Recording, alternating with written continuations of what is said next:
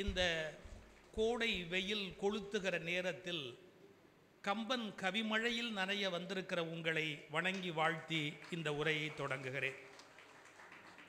இங்கே பல பெரியோர்கள் அமர்ந்திருக்கிறார்கள். ரொம்ப அழகாக அந்த குழந்தை பேசினாள் புவனேஸ்வரி. ஒரு பாடல், அந்த பாடலுடைய அடுத்த வரி என்னன்னு தெரிந்து கொள்ள வேண்டும் என்று கம்பர் ஒரு குடியானவர் பாடுகிற பாடலுக்கு காத்திருந்து கேட்டார் அப்படின்னு ஒரு சம்பவம். இதெல்லாம் செவி வழி கதைகளாக நமக்கு வந்து கொண்டிருப்பவை. அண்மை காலத்தில் அப்படி வாழ்ந்த வணங்குதலுக்குரிய டாக்டர் ஊவே சாமிநாத ஐயருடைய வாழ்க்கை வரலாற்றிலும் இது மாதிரி ஒரு சம்பவம் உண்டு. அவர் எங்கோ நடந்து போய் கொண்டிருக்கிறார். இரவு நேரம் ஒரு ராப்பிச்சைக்காரன். அந்த ராப்பிச்சைக்காரர்கள் இப்போ யாருமே ராப்பிச்சை இல்லைங்க டோட்டலாக. ஏன்னா அந்த ஃப்ரிட்ஜு வந்ததுக்கப்புறம் எல்லாருமே அந்த வேலையை பார்க்க ஆரம்பிச்சுட்டதால நோ வேக்கன்சி, ராப்பிச்சைங்கிற அந்த அந்த அந்த வேலை இல்லாமல் போயிடுச்சு. எல்லாம் எடுத்து உள்ள வையே, எடுத்து உள்ள வையே. இன்னும் புருஷனை மட்டும்தான் உள்ள வைக்கல. இந்த ராப்பிச்சை கேட்டுக்கிட்டே ஒருத்தர் போகிறாரு. அந்த சவுண்டு குறைங்க, எனக்கு சவுண்டு கூடக்கூடாது, சவுண்டு குறைக்கணும்.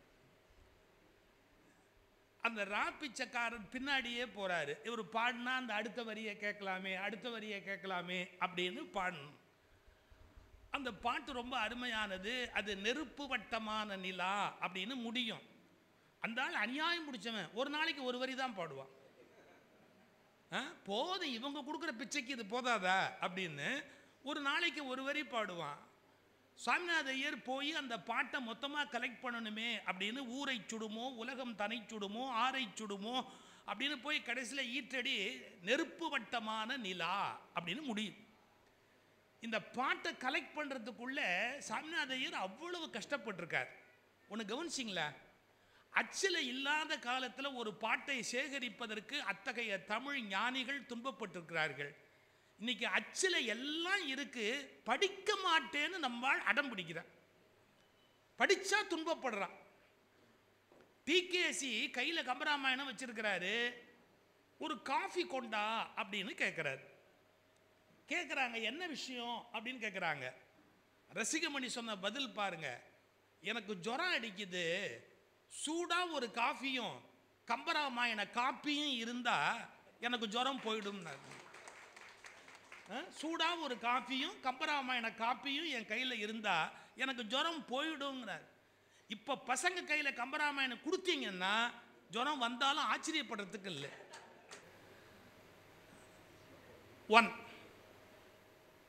கம்பன் பன்முகமான பெருமைக்குரிய ஒரு பெரும் புலவன்.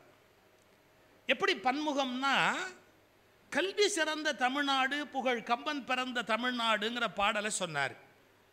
கம்பன் புகழ் வாழ்கன்னு பேசின தங்கை கூட பேத்தி, என்ன தங்கைன்னு சொல்கிறது, நான் எவ்வளோ காலம் பொய்யா டை போட்டு வயசை மறைக்கிறது, என்னுடைய பேத்தி, அவளும் ரொம்ப அழகாக கம்பனுடைய புகழ் அந்த பாடலை எல்லாம் சொல்லி, தாயை அறியாத கன்று அந்த பாடலை எல்லாம் சொல்லி எங்களுக்கெல்லாம் மனசு நிறைவாக இருக்குது. கம்பனுடைய பாடலை அடுத்த தலைமுறை சொல்லி காதால் கேட்டு தான் நாங்கள்லாம் போகிறோம். அது எங்களுக்கு பெரிய மகிழ்ச்சி தானே. எங்களுக்கு அடுத்த தலைமுறை ராமாயணம் சொல்கிறத நாங்கள் காதால் கேட்டாச்சு. எங்களுடைய நோக்கமே அதுதான். நாங்கள்லாம் இவ்வளோ நாள் உயிரோடு இருக்கிறதுக்கான காரணமே அதுதான். இப்போது நம்ம சொத்தில் சார் ஒரு ஓட்டு வீடு இருக்கும். அந்த ஓட்டு வீட்டில் 9 தேள் இருக்கும், 40 பூரா இருக்கும், ஒரு 400 பல்லி இருக்கும். இதை நம்ம பிள்ளைக்கு எழுதலேன்னு யார் சண்டை போடுவா தெரியுங்களா? பாம்பேல ஃப்ளாட்டில் உட்கார்ந்துருக்கிறவ புருஷனை குத்துவா. உங்கள் அப்பா அந்த ஓட்டு வீடு நமக்கு எழுதலாம் இல்லை. இவன் கேட்குறான், நமக்கு எது கிடையாது, நம்ம பாம்பேல எவ்வளோ அழகான ஃப்ளாட்டில் இருக்கிறோம், அந்த ஓட்டு வீடு வந்து நமக்கு என்ன பண்ண போகுது, வேண்டாண்டி, நமக்கு என்னத்துக்கு அந்த ஓட்டு வீடு, அதை தம்பிக்கு கொடுத்தா கொடுத்துட்டு போகிறாரு அப்பா, அவரை இருந்து பார்த்துக்கிறான், அதனால தம்பிகிட்ட இருக்கட்டுமேன்னா. அதெல்லாம் கிடையாது. எல்லாத்துலேயும் பாதி பாதி பங்கு உண்டு. உங்களுக்கு பாதி, உங்கள் தம்பிக்கு பாதி வேணாம். தம்பி தான் இங்கே வச்சு அப்பனை பார்த்துக்கிறான். அதெல்லாம் அப்பனை பாதியாக பிரித்து பார்த்துக்க அவங்க தயாராக இல்லை. ஆனால் அந்த ஓட்டு வீட்டில் உங்கள் அப்பா எனக்கு பங்கு கொடுக்கலன்னு சண்டை போடுவா. அதில் இருக்கிற 40 பல்லியை 20 பல்லியாவா பிரித்து கொடுக்க முடியும்? நான் எங்கே வரேன்னு கவனிச்சிங்களா? ஒரு ஓட்டு வீடை சொத்தாக நினைப்பவர்கள் ராமாயணத்தையும் மகாபாரதத்தையும் ஆழ்வார்கள் நாயன்மார்கள் பாடலையும் பெரும் சொத்தாக தன் அடுத்த தலைமுறைக்கு கொடுத்து விட்டு போக வேண்டாமா? நம்முடைய வீட்டில் நம்முடைய குழந்தைகள் பாடுவது, திருப்பாவை பாடுவது, திருவம்பாவை பாடுவது, இதையெல்லாம் காது கொடுத்து நம்ம கேட்க வேண்டாமா? எனக்கு அந்த பாக்கியம் என்னுடைய குழந்தைகள் இப்போ பேசுனதை கேட்டு என் பேத்தியும் எல்லாம் பாடலையும் பாடுவதையும் நான் கேட்டு சந்தோஷமாக இருக்கிறேன். எப்போ கூப்பிட்டாலும் போகிறதுக்கு ரெடியாக இருக்கு. ஏன்னா அடுத்த தலைமுறைக்கு வேண்டிய அளவுக்கு இந்த இலக்கியங்கள் போய்கொண்டே இருக்கின்றன அப்படிங்கிற மகிழ்ச்சி. அதனால் இந்த 2 குழந்தைகளையும் பரிபூர்ணமாக நான் வாழ்த்துகிறேன், பாராட்டுகிறேன். ஐயா பழனியப்பன் சென்னை கம்பன் கழகத்தில் இந்த பணி தான் செய்தார். அடுத்த தலைமுறை பேச்சாளர்கள் வளர வேணும்னு நினைச்சார். இப்போ உச்சநீதிமன்றத்தின் நீதியரசராக இருக்கிற ராமசுப்ரமணியம் அவர்கள் லா காலேஜில் எங்களுக்கு ஜூனியர். அவர் சுமதி, வழக்கறிஞர் சுமதி அருமையாக பேசுகிறவங்க, பாரதி பாஸ்கர், சுதா சேஷையன், பிறகு வழக்கறிஞர் ராமலிங்கம், தம்பி சிவகுமார், சன் டிவியில் பேசுகிற தம்பி சிவகுமார், இது மாதிரியான ஒரு குளோரியஸ் குரூப். அது பின்னால் வளர்ந்த அருமையான பேச்சாளர்கள் எல்லாரும் பின்னால் வந்தவர்கள். அப்போ சென்னை கம்பன் கழகத்தில் இந்த அடுத்த தலைமுறையை வளர்க்கிற பொறுப்பை ஏற்றுக்கொண்டவர்கள் என் அன்புக்குரிய பழனியப்பன் அவர்கள். அவர் அதை ஒரு ஆர்வமாகவே அந்த காரியத்தை செய்வார். அப்படிப்பட்டவர் இந்த விழாவிலும் 2 குழந்தைகளை ஏற்றி பேச வைத்தமைக்காக என்னுடைய மனம் நிறைந்த நெகிழ்ச்சியை நான் முதலில் தெரிவித்துக் கொள்ள விரும்புகிறேன். எங்கேருந்து தொடங்கலாம்? இன்னைக்கு விழாவுக்கு நீதியரசர் தலைமையேற்றிருக்கிறார். கம்பனுடைய நீதி பற்றிய புலமையிலேருந்து நாம் சிந்திக்க தொடங்கினா, கம்பன் சட்ட புலமை உடையவன், ஜுடிஷியரி பற்றி தெரிந்தவன், ஜூரிஸ்ப்ரூடன்ஸ் தெரிந்தவன், நீதியினுடைய மேன்மை என்ன என்று தெரிந்தவன் அப்படிங்கிற சிந்தனையிலேருந்து தொடங்கலாம். ஏன்னா ஐயா தலைமை ஏற்றிருக்கிறார்கள். அவர்கள் அதாவது என்ன சொல்வார், ஒரு வார்த்தை சொல்வார், தீர்ப்பு எழுதுறதுனா நானா எழுதுறேன், எல்லாம் தெய்வம் எழுதுது அப்படிம்பார். அது என்ன சொல்லுதோ அதை எழுதுறது தான் என்னுடைய வேலை. எப்படி பேனா நான் எழுதுவதை எழுதுகிறதோ அப்படி இறைவன் என்னை எழுதுகிறான் என்று அவர் சொல்லி நான் காதால கேட்டிருக்கிறேன். அப்போ நீதிக்கு இவ்வளவு பெரிய மரியாதை இறைவன் சொல்லுகிறான், அதை நான் எழுதுகிறேன் அப்படின்னு சொல்கிறாருன்னா நீதிக்கு என்ன மேன்மை கொஞ்சம் பார்ப்போம். ஒரு அரசை வகுத்து வைக்கிற போது எப்படி பிரிப்பாங்க அப்படின்னு கேட்டால், அரசமைப்பு சட்டத்தில் 3 pillars ஆஃப் டெமோக்ரஸி அப்படிம்பாங்க. என்ன 3 pillars? முதல்ல பார்லிமெண்ட் அல்லது லெஜிஸ்லேச்சர், அதாவது சட்டமன்றம் அல்லது பாராளுமன்றம், அதுதான் சட்டத்தை இயற்றுவது. அடுத்தது யாருன்னு கேட்டால் கவர்மெண்ட், அரசு, மைய அரசு, மாநில அரசு, ஏதோ ஒன்று அரசு, சட்டங்களை எல்லாம் கொண்டு செலுத்துகிற அரசு. இது சரியா போகுதா, இவங்க எங்கேயாவது அரசமைப்பு சட்டத்தை மீறுறாங்களா, இவங்க ஏற்படுத்துகிற சட்டம் ஒரு நேச்சுரல் ஜஸ்டிஸுக்கு விரோதமாக இருக்கா, இதையெல்லாம் தீர்மானிக்கிற அதிகாரம் யார்கிட்ட இருக்குது அப்படின்னு கேட்டால் நீதிமன்றத்துக்கிட்ட இருக்கு.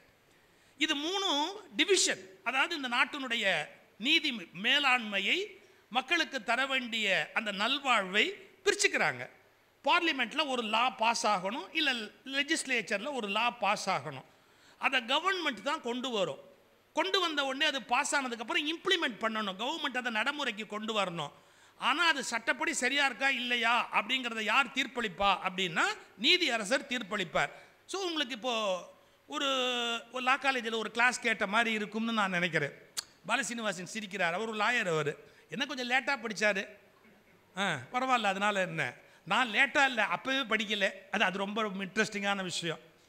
இப்போ பாருங்கள், பார்லிமெண்ட்டில் அல்லது சட்டசபையில் மெஜாரிட்டிங்கிறது என்ன, 51% இருக்கணும். இப்போது இவ்வளோ பேர் ஒரு வச்சுக்கோங்க, உதாரணம் சொல்கிறேன், 300 பேர் கொண்ட ஒரு சபை, 300 பேர் கொண்ட சபையில் ஒரு சட்டம் பாஸ் ஆகணும் அப்படின்னு சொன்னால், அங்கே வந்திருக்கிறாங்க 300 பேர் அசம்பிள் ஆகிட்டாங்க, ஒரு சட்டம் பாஸ் ஆகணும்னு சொன்னால் ஒரு 151 பேர் ஓட்டு போட்டிருக்கிறாங்க, சட்டம் பாஸ் ஆகிடும். இல்லை 160 பேர் 170 பேர் ஓட்டு போடுறாங்க, அது பாஸ் ஆகிடும். எதிர்க்கிறவங்க ஒரு 140 பேர் 120 பேர் எதிர்த்தாங்கன்னா ஓட்டு போட்டது மெஜாரிட்டி இருக்கிறவங்க ஓட்டு போட்ட உடனே அது சட்டமாக ஆகிடும். நல்ல கவனிங்க, 160 பேர் மக்கள் பிரதிநிதிகள் ஒரு சட்டத்தை ஏற்படுத்தி அந்த சட்டத்தை இம்ப்ளிமெண்ட் பண்ணுங்கிற போது ஹைகோர்ட்டில் உட்கார்ந்துருக்கிற ஒரே ஒரு ஜட்ஜி, சிங்கிள் மேன், அவர் என்ன சொல்றாரு, ஸ்டே.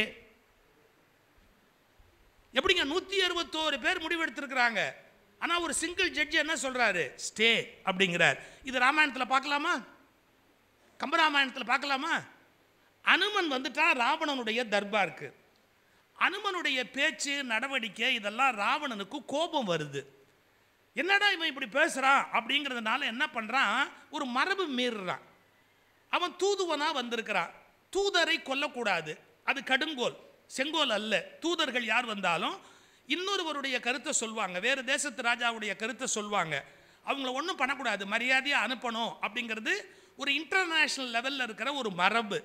அது மாதிரி அனுமன் ராமனுடைய தூதனாக நின்று சொல்ல வேண்டிய செய்தியை சொல்கிறான். ராவணனுக்கு எரிச்சல் வருது, கோபம் வருது. நாம் இவ்வளோ பெரிய ஊருக்கு அரசனாக இருக்கிற போது நம்மளை ஏற்றி அவனும் ஒருத்தர் நம்மக்கிட்ட ஏத்தாப்பில் வந்து பேசுகிறானே அப்படிங்கிறதுனால இப்போ பாருங்க, கவர்மெண்ட் அண்ட் பார்லிமெண்ட் ரெண்டுமா கம்பைன்டாக அங்கே யார் இருக்கா, ராவணன். ஒரு ஒரு சட்டம் பாஸ் பண்ணுறான் பாருங்க, ஒரு பனிஷ்மெண்ட் கொடுக்குறான் பாருங்க. என்ன கொடுத்தான், கொல்மின். டேய், இந்த குரங்கு கலாட்டா பண்ணுதுடா, இந்த குரங்கை கொல்லுங்கடா, இது கலாட்டா பண்ணுறது, இந்த குரங்கு இனிமேல் உயிரோடு இருக்கக்கூடாது, இதை கொல்லுங்க அப்படின்னு கொல்மின் அப்படிங்கிற வார்த்தையை சொல்கிறான். இப்போ பாருங்க, government and parliament R legislature ரெண்டு சேர்ந்து எடுக்கிற முடிவு மாதிரி அவன் தான் பார்லிமெண்ட்டு, அவன் தான் லெஜிஸ்லேச்சர், அவன் தான் கவர்மெண்ட்டு. என்ன பண்ணிட்டான், இந்த குரங்கை கொல்லு அப்படின்னு ஒரு உத்தரவு பாஸ் பண்ணுறான். சார், அடுத்த வார்த்தை கம்பன் பாருங்க, என்னும் மாத்திரத்து ஈண்டு எரி நீண்டு உக மின்னும் வாழ் எயிற்றின் சினம் வீங்கினான். கோவம் வந்துருச்சு, ராவணனுக்கு கோவம் வந்துருச்சு. அப்படி அனுமனை பார்த்து சொல்றான், கொல்மின் என்றானன். கொல்லுங்கடாவன, கொல்லுங்கடா, கொல்மின் என்றானன். கொல்லியர் சேர்தலும், கொல்லியர்னா யாரு, கொல்றதுக்கு கத்தி அருவா எல்லாம் எடுத்துக்கிட்டு அவனுடைய படை குடி மக்கள் வர்றாங்க. அடுத்த வார்த்தை ஜுடிஷியரி அன்லாஃபுல் ஆக்டிவிட்டியை ஸ்டே பண்ணும் அப்படிங்கிற அந்த ஜுடிஷியரி தத்துவத்தை கம்பன் பாட்டில் வைக்கிறான் பாருங்க. கொல்மின் என்றனன் கொல்லியர் சேர்தலும் ஸ்டே கிராண்டட். எப்படி, நில்மின் என்றனன் விபீஷண நீதியான். அந்த வார்த்தை என்ன தெரியுங்களா, விபீஷண நீதியான்ங்கிற வார்த்தை தான். ஏன், நீங்க கவர்மெண்ட்டுடைய ஆர்டராகவே இருந்தாலும் பார்லிமெண்ட்டினுடைய டெசிஷனாகவே இருந்தாலும் அதை சிங்கிள் ஜட்ஜி ஸ்டே பண்ண முடியுது அப்படின்னு சொன்னால் நீதித்துறைக்கு எவ்வளவு பெரிய மரியாதை இருக்கிறது என்பதை கொல்மின் என்ற அரசு உத்தரவு பிறப்பிக்கிறது. நில்மின் என்றனன் யாரு, வீடனன், நீதியான். ஒரு ஜுடிஷியரியோட பவர் என்ன அப்படிங்கிறத என்ன பியூட்டிஃபுல்லாக கம்பன் விளக்கி காட்டுகிறார். ஏன்னா இன்னைக்கு நீதியரசர் தலைமை ஏற்றிருக்கிற போது ஏன் நம்ம தலைமைக்கு அழைக்கிறோம்னா, நீதிதான் முக்கியம் என்கிற எண்ணத்தை கவிச்சக்கரவர்த்தி கம்பன் எப்படி தன்னுடைய இலக்கியத்தில் காட்டுகிறான். ஏன்னா ராமாயணம் முழுக்கவே ஒரே நீதியை சொல்றதுக்கு வந்த நூல், ஒரே சிங்கிள் பாயிண்ட் அஜெண்டா. என்ன சிங்கிள் பாயிண்ட், அறம் வெல்லும் பாவம் தோற்கும். தர்மம் தாண்டா உலகத்தில் வெல்லும், பாவம் எப்படிடா வெல்ல முடியும், பாவம் தற்காலிகமாக வெல்லும், அது டெம்பரவரி விக்டரி. ஆனால் அது பெர்மனண்ட்டாக நிற்குமா அப்படின்னு கேட்டால் நிற்காது. அறம் வெல்லும் பாவம் தோற்கும், இதுதான் கம்பராமாயணத்தினுடைய மேண்டேட். அது உலகத்துக்கு சொல்ல விரும்புகிற செய்தி. அதனால அறம் வெல்லும் பாவம் தோற்கும் என்று சொன்னால் நீதிமான்களுடைய குரல் ஒலிக்க வேண்டும் என்று. சார், விபீஷணன் பவரில் பெரியவனா, வயசில் பெரியவனா, ராவணனுடைய பவர்ஃபுல் ஸ்ட்ரக்சர், அவன் பாடி எப்படி, அவன் மிலிட்ரி எப்படி, அவனுடைய ஃபோர்ஸ் எப்படி, விபீஷணனுக்கு அந்த மாதிரி பர்சனாலிட்டி கிடையாது. இப்போ ராவணனுக்கு 10 தலை 20 தின்தோள் வர்ணிக்கிறான் பாருங்க. அப்படிப்பட்ட மிகப்பெரிய வலிமை உடையவன், அவ்வளவு மா வீரன் ராவணன். ஆனால் அவனுடைய கவர்மெண்ட் டெசிஷனை எந்த பலமும் இல்லாத விபீஷண நில்மின் என்றனன். நில்லுங்கப்பா சார், ராவணன்ட்ட கேட்கல, எப்பா எப்பா கொஞ்சம் அடிக்க வேணான்னு சொல்லுப்பா அப்படின்னு அவனை கெஞ்சலை. நில்மின், யாரை உத்தரவு, யார் அடிக்க போனானோ அவனுக்கு உத்தரவு. சார், ஒரு கவர்மெண்ட் ஒரு ஆர்டர் போட்டால் ஜட்ஜி கவர்மெண்ட்டுக்கு தான் டைரக்ஷன் கொடுப்பான்னு சொல்ல முடியாது, போலீஸுக்கு டைரக்ஷன் கொடுப்பார். நில்மின் என்றானன், அதை எக்ஸிக்யூட் பண்ணுறவங்களுக்கு அதை ஸ்டே பண்ணுப்பா, அப்புறம் என்னன்னு விசாரிப்போம். இந்த ஜுடிஷியரி பிரின்சிப்பிளை கம்பன் எங்கேருந்து கற்றுருப்பார்? அவர் ஒரு பல்கலைக்கழகம். வாரியார் சாமிக்கு பின்னாடி டாக்டரேட் கொடுத்தாங்க. ஆனால் ஆரம்பத்தில் பல பேர் வருத்தப்பட்டாங்க, வாரியார் இவ்வளோ பெரிய ஞானியாக இருக்கிறாரு, அவருக்கு டாக்டரேட் கொடுக்கலையே அப்படின்னாங்க. கொடுக்கலையேன்னு ஒருத்தர் வருத்தப்பட்டு அப்போ பேசுகிறப்ப நான் பதில் சொன்னேன், எங்க பல்கலைக்கழகத்தில் மாணவருக்கு டாக்டரேட் கொடுப்பாங்க, இன்னொரு பல்கலைக்கழகத்துக்கு கொடுக்குற பழக்கம் கிடையாதுங்கோன்னு. இன்னொரு யூனிவர்சிட்டிக்கு போய் நான் இனிமேல் அண்ணாமலை பல்கலைக்கழகத்துக்கு டாக்டரேட்னு பட்டம் கொடுக்குறேன்னு ஒரு யூனிவர்சிட்டி ரெசல்யூஷன் பாஸ் பண்ண முடியுமா என்ன? எனவே வாரியார் தனி மனிதன் அல்ல, அவர் ஒரு பல்கலைக்கழகம். அதனால்தான் வெட்கப்பட்டு இன்னும் அவருக்கு டாக்டரேட் கொடுக்காமல் வைத்திருக்கிறார்கள்னு சொன்னேன். சாமி குலுங்கி குலுங்கி சிரிச்சார். அதை கேட்டுட்டு அப்படியே சிரிச்சார். அது அப்படியே இருக்கட்டும். இப்போ கம்பன் ஒரு பல்கலைக்கழகம், அவனுக்கு சட்டம் தெரியும், மருத்துவம் தெரியும், டான்ஸ் தெரியும், பரத இலக்கணம் தெரியும். எப்படி சார் பரத இலக்கணம் அவருக்கு தெரிய முடியும்னா, அதான் கல்வி சிறந்த தமிழ்நாடு, புகழ் கம்பன் பிறந்த தமிழ்நாடு. கவிஞனுக்கு சார் எல்லா ரகசியமும் தெரியும் சார். இவன் எப்போ படிச்சிருப்பான், எந்த புத்தகத்திலேருந்து படிச்சிருப்பான்? இன்னைக்கு சொல்லிட்டு போகிறேன். விஞ்ஞானிகள் கண்டுபிடிக்கிற உண்மைகளை கூட மெய்ஞானிகள் தானாகவே வெளிப்படுத்துவார்கள். எப்படி சார் சயின்டிஸ்ட் லேபை போட்டு குடைஞ்சாரு, எதையோ நிறுத்தாரு, என்னமோ தீசிஸ் எழுதினாரு, அதெல்லாம் எழுத மாட்டான் எங்கள் ஆளு. கவிஞன் அதெல்லாம் எழுத மாட்டான், டக்குன்னு தூக்கி அடிப்பான். அப்படியே ஒரு பெரிய விஞ்ஞான ரகசியத்தை வெளியே சொல்லுவான். இதை என்கிட்ட ஒருத்தர் கேட்டார், அது எப்படிங்க சாத்தியம்? சயின்டிஸ்ட் 10 வருஷம் பாடுபட்டு கண்டுபிடிக்கிறத போகிற போக்கில் இந்த கம்பனை மாதிரி ஆள், திருவள்ளுவர் மாதிரி ஆள் சொல்கிறாங்களேன்னு. நான் சொன்னேன், சயின்டிஸ்ட்லாம் எப்படின்னா உண்மையை வலுக்கட்டாயமாக கைப்பற்றுவார்கள். போய் உட்கார்ந்து கஷ்டப்பட்டு உண்மையை வலுக்கட்டாயமாக கைப்பற்றுவார்கள். ஆனால் உண்மைகள் கவிஞனை முத்தமிட்டு காதோரத்தில் அந்த ரகசியத்தை சொல்லிவிட்டு போய்விடும். ஏன்னா அதுக்கு இவன் மேலே காதல், கவிஞன் மேலே உண்மைகளுக்கு காதல். அதனால இவங்க போய் சயின்டிஸ்ட் எதை கைப்பற்றுறானோ அது என்ன பண்ணும்னா காதோரமாக வந்து சொல்லிட்டு you are a very good boy அப்படின்னு அவருக்கு ஒரு முத்தத்தை கொடுத்துட்டு அந்த ரகசியம் வெளிப்படும். அப்புறம் இவர் பாட்டுக்கு சொல்வார், ஒன்றும் பெரிய கஷ்டமே இல்லை. அதுதான் கவிஞனுடைய ஆச்சரியம். இப்போ பாருங்கள், ஒரு முறை எங்கள் பத்மா அக்கானா நான் பத்மா சுப்பிரமணியம் சொல்கிறேன், டாக்டர் பத்மா சுப்பிரமணியம் அவர்கள் பெரிய டான்ஸர். நான் வியக்கிற நாட்டிய மேதைகளில் அவர்கள் ஒரு காலத்தில் ஒவ்வொருத்தர் இருந்தாங்க. இப்போ எங்கள் அப்பா காலத்துலலாம் அவர் வேறு அவங்கள பெருமையாக சொல்வார். இப்போ எனக்கு வயசாக எனக்கு கூட பேரெல்லாம் மறந்து போகுது, கொஞ்சம் கொஞ்சமாக மறக்க ஆரம்பிக்குது. அவர் தான் சிறந்த டான்ஸரும்பாங்க. இவங்க எப்படி வரிசையாக சொல்லுவாங்க. நடராஜ் சகுந்தலா அருமையான டான்சர்ஸ், 2 பேர் பேர் சிவனும் பார்வதியுமா அவங்க நின்னாங்கன்னா அவங்க பியூட்டி அப்படி இருக்கும். அப்படியே சிவபெருமான் மாதிரி செக்கச்சிவல்னு நடராஜன் நிற்பார், சகுந்தலா அம்மா அப்படியே பார்வதி மாதிரி பச்சை புடவையில் நிற்பாங்க. பார்க்க அப்படி கண்கொள்ளா காட்சியாக இருக்கும். அப்புறம் நிறைய பேர் நாட்டியத்தில் வந்தாலும் பத்மா அக்காவுக்கு ஒரு தனி இடம் உண்டு. ஏன்னா பாவங்களை வெளிப்படுத்துவதில் அவங்கள அடிச்சுக்கிறதுக்கு ஆள் கிடையாது. அந்த பத்மா அக்கா ஒரு முறை பேசும்போது கம்பனுடைய நாட்டிய புலமைன்னு ஒரு கருத்து சொன்னாங்க. என்ன சொல்கிறாங்க, பரத சாஸ்திரத்தில் எழுதியிருக்கிற ரகசியத்தை கம்பர் இந்த ராமாயணத்தில் எழுதுகிறாரு. எங்கே எழுதுகிறாரு? அவங்க அந்த ஸ்லோகத்தை சொன்னாங்க, அவங்களுக்கு அது தெரியும் பரத சாஸ்திரம், அதனால் சொன்னாங்க. நான் சொல்லாமல் இருக்கிறது அதுக்கு நல்லதுங்கிறதுனால, நான் சொல்லாமல் இருக்கிறது பல பேருக்கு நல்லதுங்கிறதுனால நான் அதை சொல்லலை ஆச்சுங்களா. ஆனால் அந்த ஸ்லோகத்தினுடைய பொருளை சொல்லிடுறேன் பாருங்க. நாட்டிய சாஸ்திரத்தில் இந்த கையில் தான் அபிநயத்தை கொண்டு வருவாங்க. இப்போ ஒரு தாமரை பூக்குதுன்னா அப்படிம்பாங்க பாருங்க, அப்படி கையை காட்டுவாங்க. உங்கள் மனக்கண்ணில் உடனே ஒரு தாமரை பூக்க ஆரம்பிக்கும். நாணம் வருகிறது அப்படின்னு சொல்லும்போது கண்ணில் தான் அந்த முதல்ல நாணத்தை வெளிப்படுத்துவாங்க.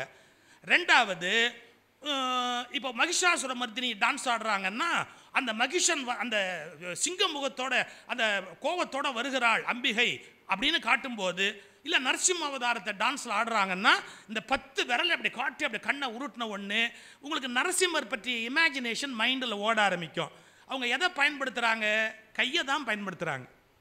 இந்த கையை அவங்க என்ன பண்ணுவாங்க அப்படின்னா, அது பாருங்கள், வெறும் கையில் வராது, மெஸ்மரிசம். அதாவது அவங்க என்ன காட்டுறாங்களோ, வண்டு பறக்குதுன்னா அது பாருங்களேன், இப்படி இப்படி இப்படி காட்டுவாங்க, வண்டு பறந்து வருது அப்படிங்கிறதுக்கு. இனிமேல் டான்ஸ் ஆடுறவங்க யாராவது வந்தாங்கன்னா இதெல்லாம் கூர்ந்து கவனிங்க. அந்த வண்டு பறக்குதுங்கிற போது அப்படி இந்த விரலை அசைச்சு காட்டுவாங்க, வண்டு பறக்குது அப்படின்னு. நீங்கள் யூ வில் ஃபீல் அந்த வண்டோட ரீங்காரத்தையும் வண்டு பறக்கிறதையும் நீங்கள் ஃபீல் பண்ண ஆரம்பிப்பீங்க. இந்த மாதிரி கம்பன் என்ன சொல்கிறாரு அப்படின்னா, இது பாருங்கள், முதல்ல கையை எடுப்பாங்க டான்ஸர். இந்த கையை எது ஃபாலோ பண்ணும் தெரியுங்களா?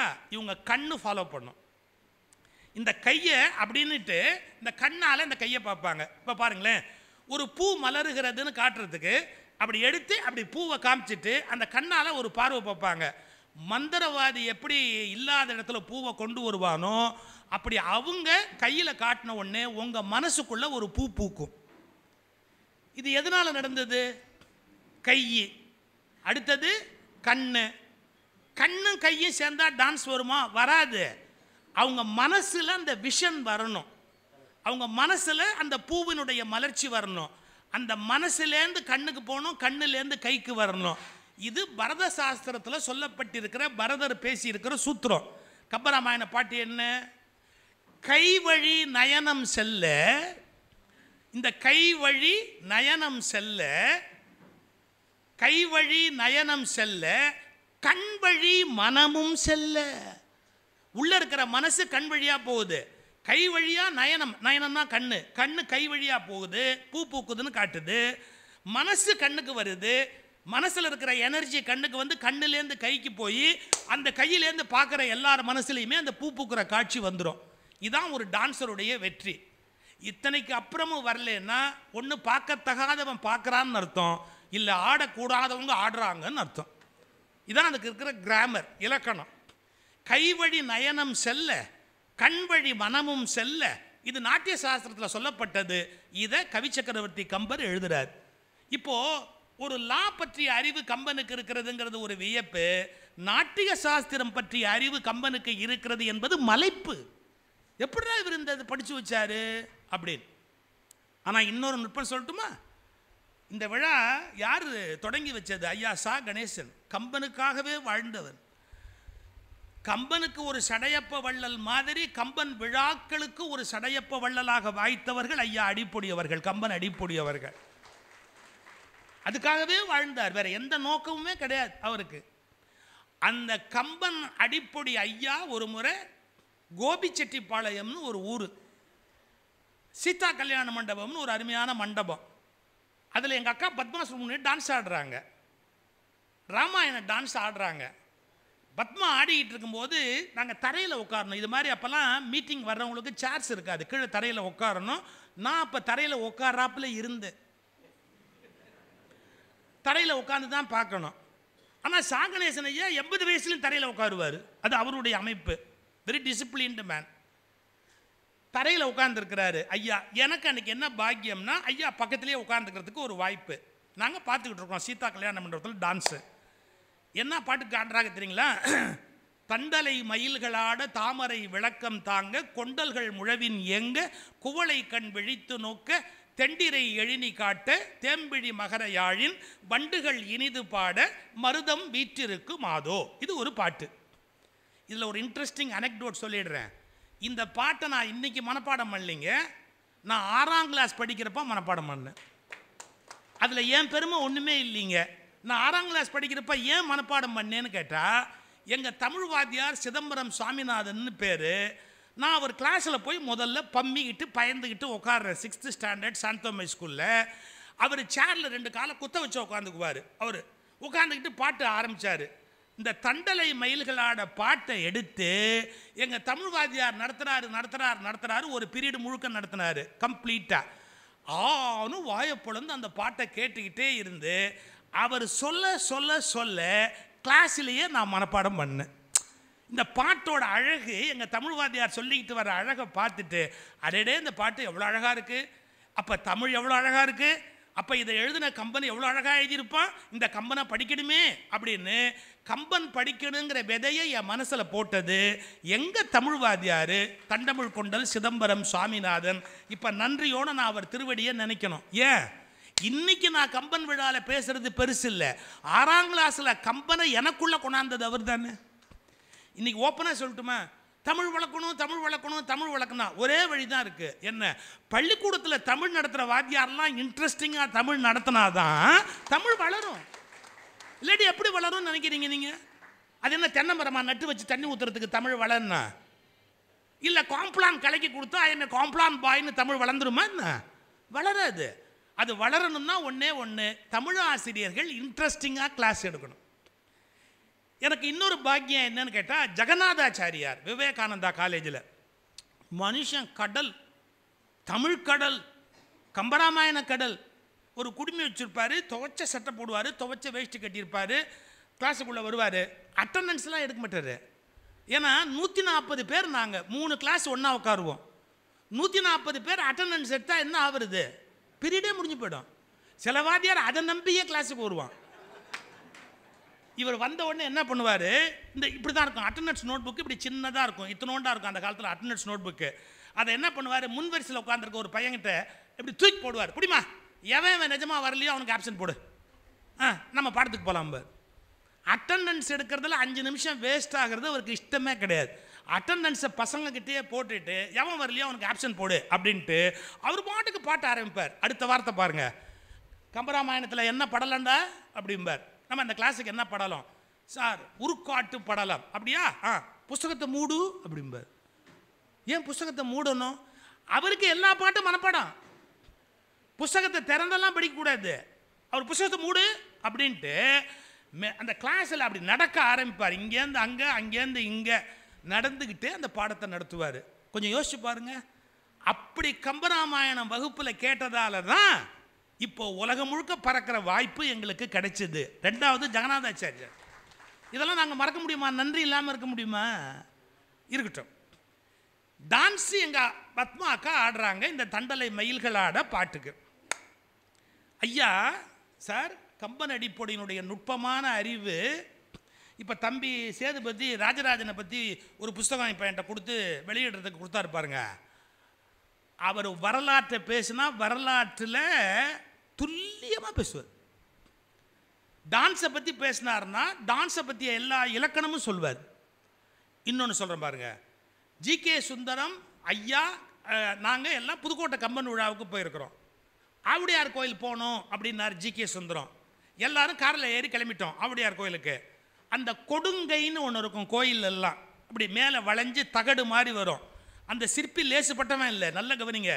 இவ்வளவு பெரிய கருங்கல்ல மண்டபம் அந்த இது வரும், மேல் தளம் இப்படி இருக்கும். ஆனால் அது பாருங்க, அந்த கல் இப்படி வந்து தாமரை இதழ் மாதிரி இப்படி வெளியில் வரும். நீங்கள் நினைக்கிறீங்களா இந்த இடம் செதுக்கணும்னா ஈஸியா? அது என்ன இத்தனோண்டு தகரமா? இவ்வளவு பெரிய கல்லில் சிசில் பண்ணி சிசில் பண்ணி சிசில் பண்ணி அதை அப்படியே எடுத்துக்கிட்டே வந்து இத்தனோண்டு தெக்கையாக ஆக்கியிருப்பான் அந்த கடைசி. அதுக்கு கொடுங்கைன்னு பேர். அந்த காலத்தில் சார் கோயில் கட்டுற போது இப்படியெல்லாம் கட்டணும்னு கோயில் கட்ட சொல்கிறவங்க கட்டளை போடுவாங்க. அப்படி கோயில் சொல்கிறவங்க கட்டுறவங்க கட்டளை போட்ட உடனே சிற்பிகள் எழுதி கொடுப்பாங்க நாங்கள் கட்டுறோம் அப்படின்னு. அப்போ என்ன எழுதுவாங்க தெரியுங்களா? ஆவுடையார் கோயில் கொடுங்கை நீங்களாக. ஏன் அது எங்களால் செய்ய முடியாது, செஞ்சால் ஆயுசுக்கு செய்யணும். நாங்கள் எல்லாம் கோயில் கட்டுறோம், மண்டபம்லாம் கட்டுறோம், ஆனால் ஆவுடையார் கோயில் கொடுங்கை நீங்களாக அந்த மாதிரி வேலை எங்களால் செய்ய முடியாது அப்படின்னு. இதெல்லாம் எங்களுக்கு பாடம் எடுத்தவர் சா கணேசன். வெறும் கோயிலுக்கு போயிட்டு எல்லாத்தையும் இப்படி இப்படி காட்டல, தேங்காய் பழம் உடைச்சாச்சான்னு காட்டல. பார் இந்த சிற்பம் இப்படி, இதுக்கு கொடுங்கைன்னு பேர். இது பார் எத்தனை வரி வந்திருக்கு, இந்த கல் செதுக்கணும்னா எத்தனை நாள் ஆகும், இந்த சிற்பத்தோட வேலைப்பாடு என்ன, இந்த சிற்பத்தில் பார் கால் நரம்பு எப்படி தெரியுது பாரு, விரலோட அளவை பாரு அப்படின்னு சிற்ப சாஸ்திரத்தினுடைய நுட்பமான இலக்கணத்தை எங்களுக்கு பாடம் நடத்தினவர் ஐயா சா கணேசன். நீங்கள் அவருடைய அறிவு ஒரு தனி அறிவு. நான் இன்னொரு லைட் ஆங்கிள்லேன்னு சொல்கிறேனே, ஜஸ்டிஸ் மகராஜன். இப்போ நீதியரசன் அவர்கள் கம்பனில் ஆர்வத்தோடு இருக்காரோ அப்படி அந்த காலத்தில் ஹைகோர்ட் ஜட்ஜி மகராஜன் வந்து கம்பராமாயணத்தில் ரொம்ப ஆர்வம் உடையவர். அவங்க வீட்டு கல்யாணத்தை சா கணேசன் தான் முழுக்க நின்று நடத்தி கொடுக்குறாரு. என்னன்னா டிஃபனுக்கு இட்லி மாவு அரைக்கிறதுக்கு எங்கேயோ கொண்டு போயிட்டாங்க, மாவை அரைச்சிட்டு வரணும். மாவு இன்னும் வரல, அதை அரைச்சி வந்து ராத்திரி பந்திக்கு இட்லி போடணும். மாவு வரலையேன்னு சொல்லி ஐயா சா கணேசன் பதறாரு. ஏன்னு கேட்டால் அவர் தான் சாப்பாடு ஃபுல்லாக கண்ட்ரோல் வச்சுருக்காரு. மகாராஜன் வீட்டு கல்யாணத்தில் வாசலுக்கு போகிறாரு திரும்பி வராரு, வாசலுக்கு போகிறாரு திரும்பி வராரு. கார் இன்னும் வரலையே, அந்த காரில் மாவு அள்ளிட்டு வராங்க பெரிய பெரிய பாத்திரத்தில். கார் இன்னும் வரலையே, கார் இன்னும் வரலையே, கார் இன்னும் வரலையேன்னு. மகாராஜன் ரொம்ப நிதானமான ஆள். அவர் அங்கோஸ்தரம் இப்படி தான் போடுவார். நான் மகாராஜனை ஃபாலோ பண்ணுறது இது ஒன்று தான். இந்த மாதிரி தான் அங்கோஸ்தரம் போட்டிருப்பாரு பாருங்க. மகாராஜன் என்ன பண்ணார், இந்த அங்கோஸ்தரத்தை இப்படி பிடிச்சிக்கிட்டு ஐயா சா கணேசன் குறுக்க நெடுக்க நடக்கிறது இப்படி பார்த்தாரு. என்ன ஏன் இப்படி ஒரே அடியாக பரபரப்பாக இருக்கீங்க அப்படின்னு கேலியாக கேட்டார். என்ன பரபரப்பு ஐயாவுக்கு? மாவு வரல, இன்னும் கார் வரல, காருக்கு தான் பார்த்துக்கிட்டு இருக்கிறேன். ஜஸ்டிஸ் மகாராஜனுடைய ஜோக் பாருங்க. நான் தான் கார் காத்தார்னு நினச்சேன். அவர் கார் காத்த வேளாளர். அவர் சொன்னார் நான் தான் கார் காத்தார்னு நினச்சேன், நீர் செட்டியார் நினைச்சா நீரும் கார்காத்தாராகவே இருக்கிறீரு அப்படின்ட்டு அந்த துண்டை எப்படி தேய்ச்சிக்கிட்டு, நான் நீர் செட்டியார் நினைச்சேன் நீரும் கார்காத்தாராகவே இருப்பீர்னு எனக்கு தெரியாமல் போச்சு அப்படின்னார். சார் மாவு வரலேங்கிறதுல இவர் டென்ஷனாக இருக்கிறாரு, அவர் அப்பவும் ஜோக்கடிக்கிறார். எதுக்கு சொல்ல வரேன், அப்படிலாம் ஒரு பர்சனாலிட்டி. ஒரு காலகட்டத்தில் சமையல்னு எடுத்துக்கிட்டிங்கன்னா சாமனா கானாவை அடிச்சுக்க முடியாது யாரும். ஒரு குழம்பு எப்படி இருக்கணும், புளிமண்டினா அது எப்படி இருக்கணும், இட்லினா அது எப்படி இருக்கணும், பரிமாறுதுன்னா எப்படி இருக்கணும், ப்ரோக்ராம்னா எப்படி இருக்கணும், எத்தனை மணிக்கு ஆரம்பிக்கணும் எத்தனை மணிக்கு முடிக்கணும், எல்லாத்துலேயுமே ஸ்ட்ரிக்ட் டிசிப்ளினேரியன். அப்படி ஒரு குணம் சாவண்ணாவுடைய குணம். ஐயா என்ன பண்ணுறாரு, கீழே உட்காந்துருக்காரு, நான் பக்கத்தில் உட்காந்துருக்கேன், அவரை பார்த்துக்கிட்டே உட்காந்துருக்கேன். எங்கள் அக்கா பத்மா இந்த பாட்டுக்கு ஆடினாங்க. எங்கேருந்தோ எங்கேயோ போயிட்டேன்னு நினைக்காதீங்க, வந்துடுறேன். நான் எங்கேயும் போக மாட்டேங்கிறது பல பேருக்கு தெரிய மாட்டேங்குது. நான் இங்கே தான் இருப்பேன், எங்கேயும் போக மாட்டேன், திரும்பி வந்துடுறேன். தண்டலை மயில்களாட பாட்டுக்கு டான்ஸ் ஆடுறாங்க பாருங்க. தண்டலை மயில்களாட தாமரை விளக்கம் தாங்கங்கிறதுக்கு அபிநயம் முடிச்சாங்க பத்மா அக்கா. தாமரை விளக்கம் தாங்கன்னு இது பாருங்க, கையை இப்படி பிரித்து, நான் அவ்வளோ அழகாக ஆட முடியாது, அப்புறம் பத்மாவுக்கு மரியாதை போடும்ல, சும்மா எனக்கு தெரிஞ்ச அவளுக்கு அந்த கையை அப்படி பிரித்து தாமரை விளக்கம் தாங்க அப்படின்னு இந்த பத்மா அக்கா அப்படி கையை பிடிக்கிறாங்க. எங்கள் ஐயா சாகணேசன் அப்படின்னா அவர் கோபமாக இருக்காருன்னு அர்த்தம், அவர் கோபமாயிட்டாருன்னு அர்த்தம். நான் கேட்டேன் ஐயா என்ன, அப்புறம் சொல்கிறேன் அப்படின்னார். மற்றதெல்லாம் ஆடும்போது இப்படி பார்த்துக்கிட்டே இருந்தார் அப்படின்னார், ரசித்தார். எல்லாம் முடிஞ்சதுக்கப்புறமா நேராக ஸ்டேஜுக்கு வராரு. பின்பக்கமாக அந்த மேக்கப் ரூம்லேருந்து பத்மாக்கா வந்து கணேசன் ஐயா காலை தொட்டு கும்பிட்டு, ஐயா நான் நல்லா ஆடினேன், நான் நல்லா ஆடினேன், எல்லா இடமும் நல்லா தான் ஆடினேன், ஒரு இடம் தப்பாக ஆடினேன். ஐயா நான் எங்கே தப்பாக ஆடினேன், நீ தாமரை விளக்கம் தாங்க பாட்டுக்கு எப்படி அபிநயம் பிடிச்சி காட்டு அப்படின்னாரு. ஐயா தாமரை விளக்கம் தாங்க அப்படின்னாரு. தப்பு. இந்த ஃபோக்கஸ் லைட்லாம் இப்போ தான் வந்தது.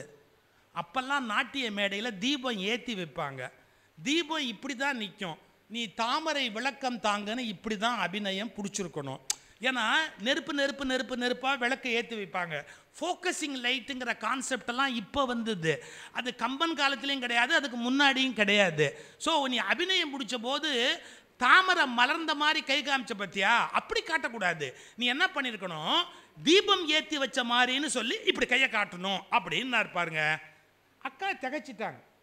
இல்லைங்க ஐயா, எங்கள் டான்ஸ் சம்பிரதாயப்படி ஒரு பூவை பற்றி வர்ணிக்கும் போது அது மலர்ந்ததை தான் காட்டுவோம் அப்படின்னு.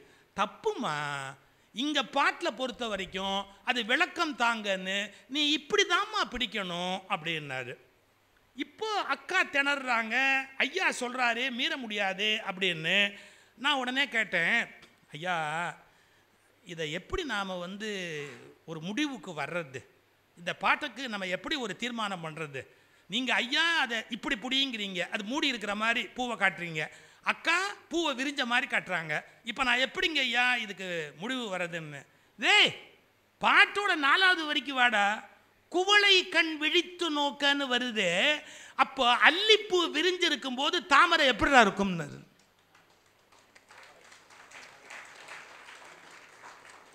அது டான்ஸை பார்க்கறதுக்கு குவளை கண் விழித்து நோக்கன்னு கம்பன் எழுதுறாரு.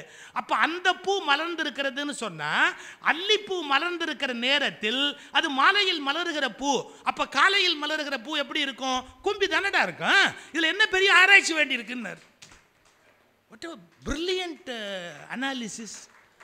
டான்ஸை பற்றி தெரியுது, பூவை பற்றி தெரியுது, சயின்ஸை பற்றி தெரியுது, உடனே ஆர்குமெண்ட். அதுக்கு என்ன ஆர்குமெண்ட்டு, அது காலை நேரத்தில் மலர்ற பூ, இது மாலை நேரத்தில் மலர்ற பூ, இது கண்ணு திறந்துருக்குன்னா அது கண்ணு மூடி தான் இருக்கணும். நாங்கள்லாம் அப்படிப்பட்ட மகான்களுடைய திருவடியில் வளர்ந்தவர்கள். எங்களுக்கெல்லாம் கிடைச்ச பாக்கியம். உடனே நீங்கள் சொல்கிறீங்க எங்களுக்கெல்லாம் அது கிடைக்கலையான்னு. நான் என்ன பண்ண முடியும்? உண்மை. ஜஸ்டிஸ் மகாராஜன், சாவண்ணா கானா,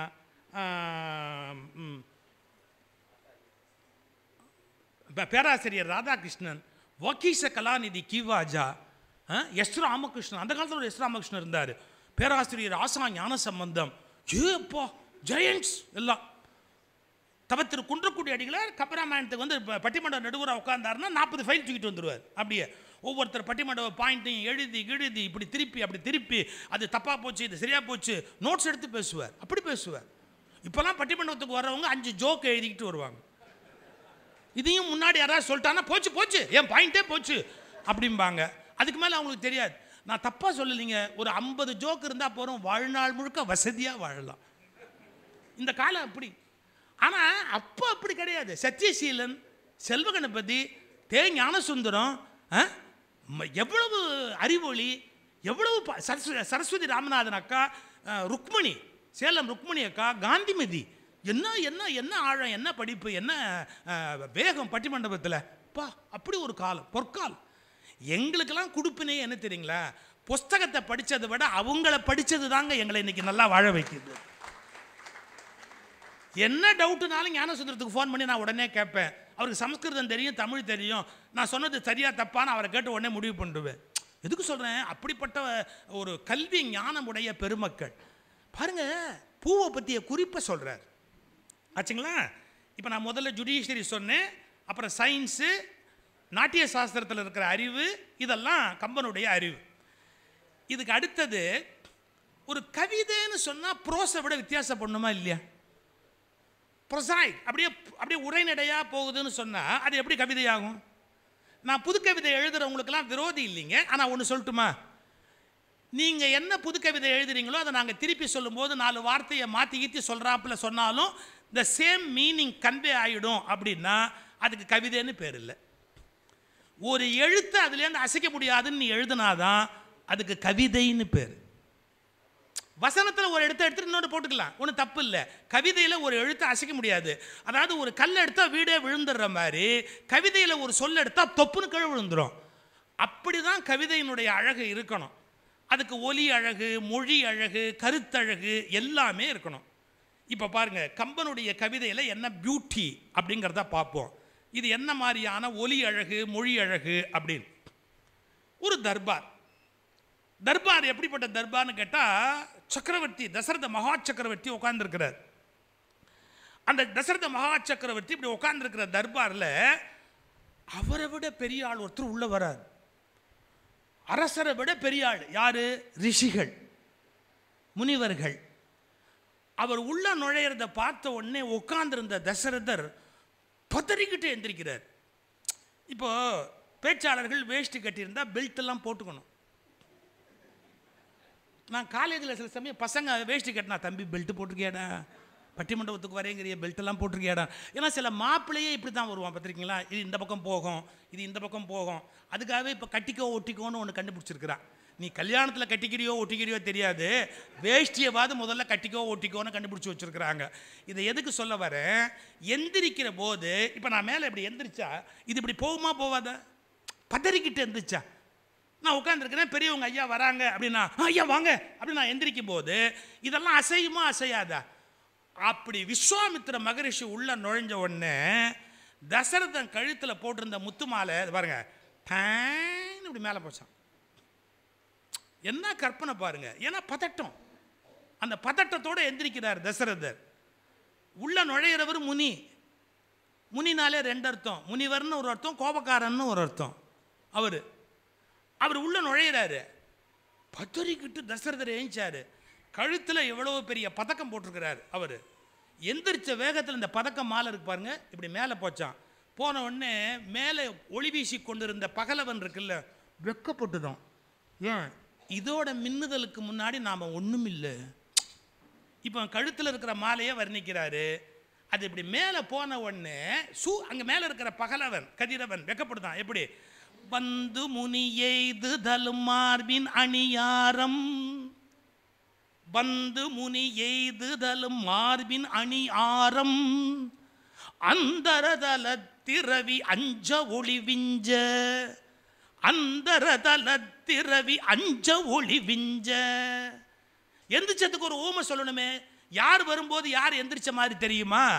இந்திரன் சபையில் பிரம்மா வந்தவுடன் இந்திரன் எப்படி எழுவானோ அப்படி விஸ்வாமித்திரரை பார்த்து இந்த தயரதன் எழுந்தான். இந்த பாட்டை பிக்சரைஸ் பண்ணி கொண்டாந்து அந்த மொழி அழகோட கம்பன் சொல்றான். இப்ப பாட்டை சொல்லி காட்டுறேன். பாடினது தப்பா இருந்தா மன்னிச்சுங்க. வந்து முனி எய்துதலும் மார்பின் அணி ஆரம் அந்தரதலத்து ரவி அஞ்ச ஒளி விஞ்ச கந்த மலரிற்கடவுள் தன் வரவு காணும் இந்திரன கடிதெழுந்தடி பண்ணிந்தான். இந்திரன கடிதெழுந்தடி பண்ணிந்தான். என்ன பாட்டு கண்ணுங்களா? பாட்டு இப்படி சொல்லணும், பாட்டு இப்படி சொல்லணும். கம்பன் கவிதையை அனுபவிச்சு சொல்லணும். தண்டலை மயில்களோட தாமரை விளக்கம் தாங்க மனப்பாட பகுதி. கொண்டல்கள் முழவின் எங்க, இன்னும் சில பேர் குத்தி குத்தி தண்டலை மயில்களோட தாமரை விளக்கம் தாங்க கொண்டல்கள் முழவின் கொண்டல்கள் கொண்டல்கள் முழவின் ஏங்க. First try to enjoy the poetry. உங்களால் கவிதையை என்ஜாய் பண்ண முடியும்னா வாழ்க்கையை என்ஜாய் பண்ண முடியும். ஒரு ஏஸ்தட்டிக் சென்ஸ் வேணும். வசனம் வேற, கவிதை வேற. கவிதைக்குன்னு ஒரு பியூட்டி இருக்கு, ஒரு ஃப்ராக்ரன்ஸ் இருக்கு, ஒரு மனம் இருக்கு, ஒரு நறுமணம் இருக்கு. அதை நம்ம அனுபவிக்கணும். கவிதையில் என்ன ஒலி அழகு. வந்து முனி எய்துதலும் மார்பின் அணி ஆரம் அந்தரதலத்திரவி அஞ்ச ஒளி விஞ்ச கந்தமலரிற்கடவுள் தன் வரவு காணும் இந்திரன கடிதெழுந்தடி பணிந்தார். இந்திரன் போய் கும்பிட்டபாரு, அப்படி போய் அப்படி கும்பிட்டாரு. அப்படி என்ன அழகான அந்த சந்த அழகு பாருங்க. இது ஒரு பக்கம். கம்பன் சைக்காலஜியில் கெட்டிக்காரங்கிறது எப்படி தெரியுது? Mass psychology. இதுதாங்க இன்னைக்கு பெரிய விஷயம். ஏன்னா ஒரு மாஸ் எப்படி பிஹேவ் பண்ணணும், ஒரு மாஸ்னா கூட்டம், ஒரு கூட்டம் எப்படி பிஹேவ் பண்ணணும், ஒரு கூட்டத்துக்கு என்ன மாதிரியான இயல்பு உண்டு, இதெல்லாம் ஈஸியாக அனலைஸ் பண்ண முடியாதுங்க. நான் ஒரு தகவலுக்கு சொல்கிறேன். அதாவது சில பேருக்கு அந்த நுட்பமான அறிவு இருக்கும், அது ஒரு தனி. பெங்களூரில் ஒரு முறை இங்கே தமிழக முதல்வராக இருந்த டாக்டர் எம்ஜிஆர் அவர்கள் அங்கே கர்நாடகாவில் பேச போகிறார் ஒரு கேண்டிடேட்டுக்காக. அப்படி பேச போகும்போது 2 மணிக்கு மத்தியானத்தில் விழா. இவர் போன உடனே இவரை பார்க்குறதுக்கு 10,000 பேர் கூடியிருக்காங்க அந்த இடத்துல. இவருக்கு ஒரு சாரிஸ்மா தனியாக உண்டு அவருக்குன்னு. அப்படி என்டர் பண்ணும்போது அப்படி என்டர் பண்ணுவார், பளிச்சுன்னு அப்படி உள்ளே போவார். போய் அப்படி கையெடுத்து கும்பிட்டாரு. ஜனங்களும் அவர் அப்படியே கையெடுத்து கும்பிடுறாங்க. அதெல்லாம் பார்த்துட்டு முடிஞ்சிடுச்சு. அவர் காரணத்துக்காக தான் பெங்களூரில் போய் கேன்வசிங் போகிறாரு.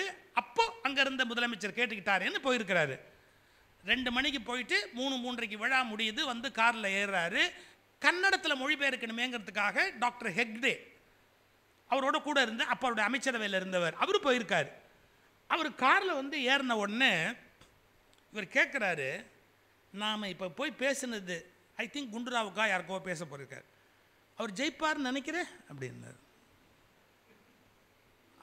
அவர் ஹெக்டே சொன்னார், என்னங்க நீங்கள் போன போது ஜனங்க எவ்வளோ கூட்டம், எப்படி இருந்தாங்க ஜனங்க, கண்டிப்பாக அவர் ஜெயிப்பார். இவர் சொல்கிற நுட்பம் பாருங்க, டெஃபினட்டாக தோப்பார், டெஃபினட்டாக தோப்பார். இவருக்கு புரியல, எதை வச்சு சொல்கிறீங்க, உங்களை எல்லாம் 20,000 பேர் உங்களுக்காக காத்திருந்தானேன். ஒன்று கவனிச்சியா? என்ன, என் உண்மையான ஃபாலோயர் என்ன பண்ணுவான் தெரியுமா? நான் வரத்துக்கு முன்னாடியே கையை தூக்கிடுவான். இவங்கெல்லாம் நான் கும்பிட்டதுக்கு அப்புறமா தான் கும்பிட்டாங்க, கவனிச்சியா?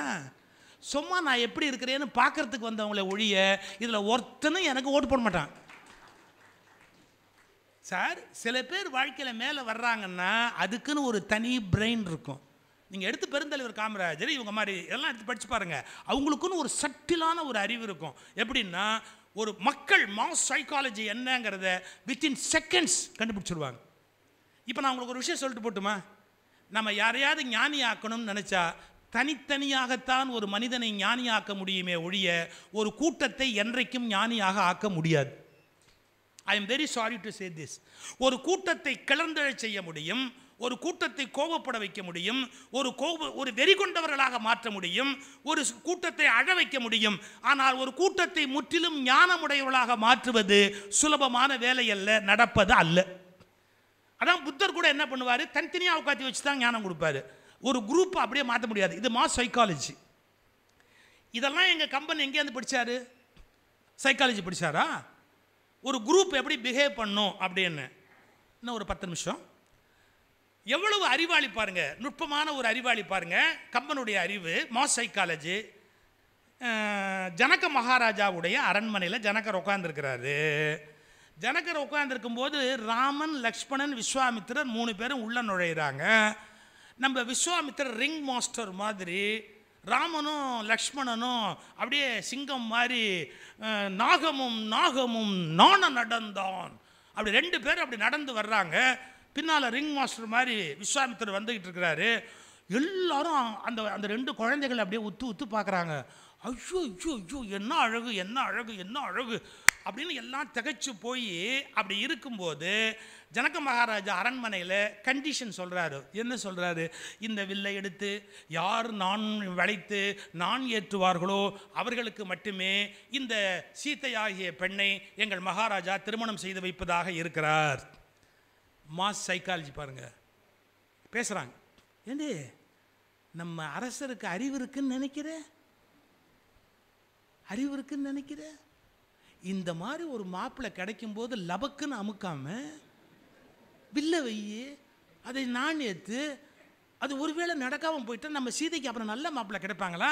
நான் என்னமோ நம்ம மகாராஜா பெரிய அறிவாளின்னு நினச்சா சுத்த கிறுக்கனா இருக்கிறான் பாருங்க. நேற்றைய வரைக்கும் ஜனக மகாராஜாவை கொண்டாடிட்டு இருந்த மக்கள் அப்படியே உல்டாவா திரும்பி இவன் என்ன சரியான கிறுக்கனா இருக்கிறான் அப்படின்னு ஒரு அம்மா.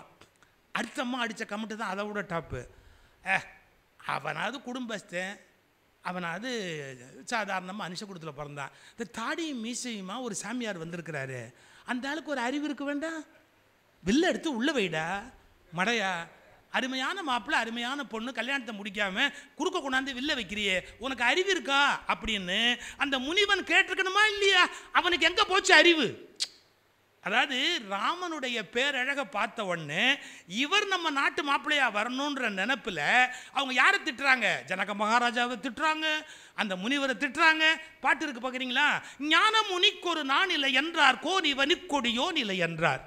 ஞானமுனிக்கு என்ன பெரிய ஞானமுனி, படித்தவன் ஞானி, ஞானமுனிக்கு ஒரு நான் இல்லை என்றார், கோன் இவனிற்கொடியோ இல்லை என்றார். மகாராஜாவா இவர் ரொம்ப கொடுமைக்காரர், இப்படி கொண்டாந்து கண்டிஷன் வைக்கிறாரு. சார் நேற்றைய வரைக்கும் ஜனக மகாராஜாவை தலைமையில் வச்சிருந்த அந்த ஜனங்க, ஊர் ஜனங்க, ஞானமுனிக்கு ஒரு நான் இல்லை என்றார், கோன் இவனிற்கொடியோ இல்லை என்றார்னு மாஸ் சைக்காலஜி. இதுக்கு அடுத்தது டேர்னிங் பாயிண்ட் பாருங்க. நம்ம ஆளு போறாரு, அதில் ஒரு அழகு இருக்குன்னு அதை அப்புறம் சொல்கிறேன். இந்த வில்லை எடுத்து நாண முடிடா அப்படின்னு நம்ம ஆளு எந்திரிச்சு போறாரு இங்கேருந்து. அதை இவ்வளவும் யார் சொல்கிறா? விஸ்வாமித்திரர் அப்படி கண்ணால் காமிச்சார். அப்படி இருந்தார். இதெல்லாம் ஒன்றுமே கிடையாது இவனுக்கு, எடுத்தா வில்லு உடனே போயிடும் அப்படிங்கிறதுக்கு அப்படி இருந்தார் பார். அப்படி எந்திரிச்சார் பாருங்க. யாகத்தி அப்படி இல்லை, நெருப்பு எந்திரிக்கிற மாதிரி அப்படி ராமன் எந்திரிச்சு அந்த வில் கிட்ட போய், உங்களுக்கு தெரியும் அதெல்லாம், எடுத்தது கண்டனர் இற்றது கேட்டனர். அதை எடுக்கிறத பார்க்குறாங்க, உடனே முறிஞ்சு போச்சு. முறிஞ்சிருச்சுன்னு உடனே இந்த ஜனங்களுக்கு ஒரே சந்தோஷம். எடுத்து நானுக்கு வளைச்சி அது முறிஞ்சும் போயிருச்சு. அட்டே அப்பா, என்ன அந்த அந்த ராமனை பாரு, என்ன அழகு என்ன அழகு. நம்பியை காண நங்கைக்கு 1000 நயனம் வேண்டும். நம்ம ராமனை பார்க்குறதுக்கு, இவரை பார்க்குறதுக்கு சீத்தம்மாவுக்கு 1000 கண்ணு வேணும். நம்பியை காண நங்கைக்கு 1000 நயனம் வேண்டும். இன்னொரு சொன்னா சொன்னாரடி, நம்ம சீத்தைக்கு என்ன குறைச்சல்? கொம்பினை காணும் தோறும் குறிசிற்கு அன்னதேயாம். நம்ம சீத்தையை பார்க்குற ஒவ்வொரு தடவையும் அந்த பயலுக்கு 1000 கண்ணு வேணும். அவள் கொஞ்சம் தேசப்பற்று உள்ளவள், தன்னாட்டு பெண்ணை குறைச்சி சொல்லக்கூடாது இல்லை. இவ கொஞ்சம் மாறிட்டா. எப்படி மாறிட்டா? அந்த பையன் அவனை பார்க்கறதுக்கு 1000 கண்ணு இருந்தால் பத்தாதுரி, 1000 கண்ணு வேணும். தடுத்துமையாமல் இருந்தவர் எமைச்சுட்டா அவன் அழகு போயிடும் அப்படின்னு எமைய கூட எமைக்காமல் உட்கார்ந்துருந்தவங்க. இப்போ பாட்டு பாருங்க. நம்பியை காண நங்கைக்கு 1000 நயனம் வேண்டும். இப்போ கொம்பினை காணும் தோறும் குறிசிற்கு அன்னதேயாம். இந்த கொம்பை யார் சீத்தையை பார்க்கும்போது ஒவ்வொரு தடவையும் இதில் ஒரு அழகு இருக்குது. அந்த தொரும் அப்படிங்கிறதுல ஒரு அழகு இருக்கு. பேராசிரியர் ராதாகிருஷ்ணன் சொல்வார், எங்கள் ஐயா பாக்கி சக்கராநிதி கிவாஜா சொல்வார், என்ன தெரியுங்களா? பார்க்கும் ஒவ்வொரு தடவையும் என்ன அர்த்தம்? ஒரு மணப்பந்தல்ல பொண்ணு எப்போவாவது நிமிந்து மாப்பிள்ளையை பார்ப்பா, மாப்பிள்ளை எப்போ வேணாலும் பார்ப்பான். அவனுக்கு என்ன பெரிய வெக்கம்? அவன் உரிமையாக பார்ப்பான். அவன் அப்படி பார்க்கறதுக்குள்ள கைவளை திருத்துபு கடைக்கணின் உணர்ந்தாள்.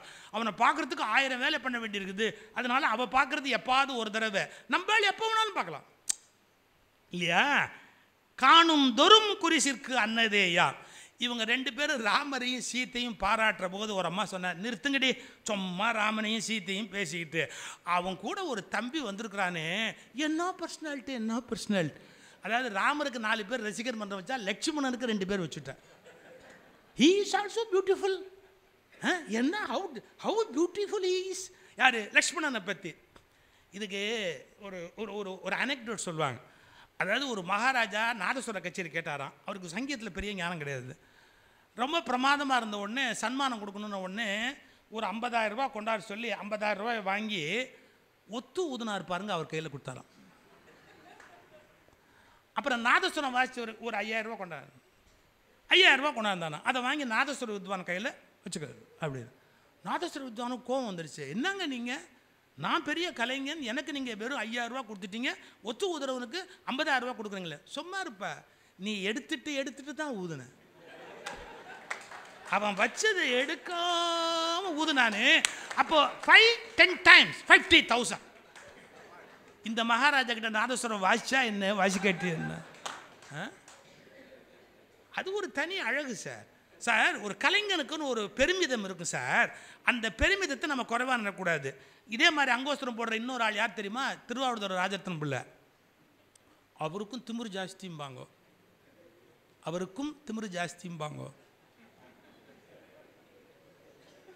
இதே மாதிரி தான் அங்கோஸ்திரம் போடுவார் அவர்.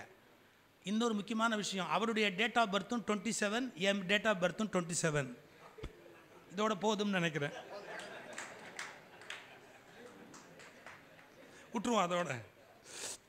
ஐயா மைசூருக்கு போகிறாரு, கொஞ்சம் அமக்கலம் பண்ணுவார் அவர். தீர்த்தம் போட்டார்னா ஒன்றும் பண்ண முடியாது ராஜரத்னம் பிள்ளையா. இவர் அமக்கலம் பண்ணிட்டார். மகாராஜாவுக்கு கோவம் வந்துருச்சு. ராத்திரி ஒரே ஆர்ப்பாட்டம்.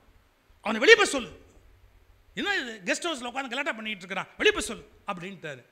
எல்லாம் ராத்திரியாக வந்து ஏன் இப்படி பேரை கெடுக்கிற, எவ்வளோ பெரிய மகா மேதனி, இப்படி அநியாயம் பண்ணிட்டியே, எந்திரிய அப்படின்னு இவரை கொண்டு போய் என்னதாவது பண்ணுறது, வெளியே போனால் எங்கே போகிறது அந்த நேரத்துக்கு, மாட்டுக்கொட்டியில் விட்டாங்க. மகாராஜா குதிரை மாடு எல்லாம் கட்டியிருக்கலாம், குதிரை கொட்டியில் அங்கே கொண்டு விட்டாங்க. கவலையே பண்ணல, அவர் பாட்டு படுத்தாரு, தூங்கிட்டார். காலையில் எந்திரிச்சார், தலைகளே வாரினார், நாசுரத்தை கையில் எடுத்தார், அவர் வேலையை காட்ட ஆரம்பித்தார். அந்த மனுஷன் மாதிரி ஒருத்தர் வாசிக்க முடியாது. அப்படியே வாசிக்க மகாராஜாவுக்கு இருப்பு கொள்ளலை.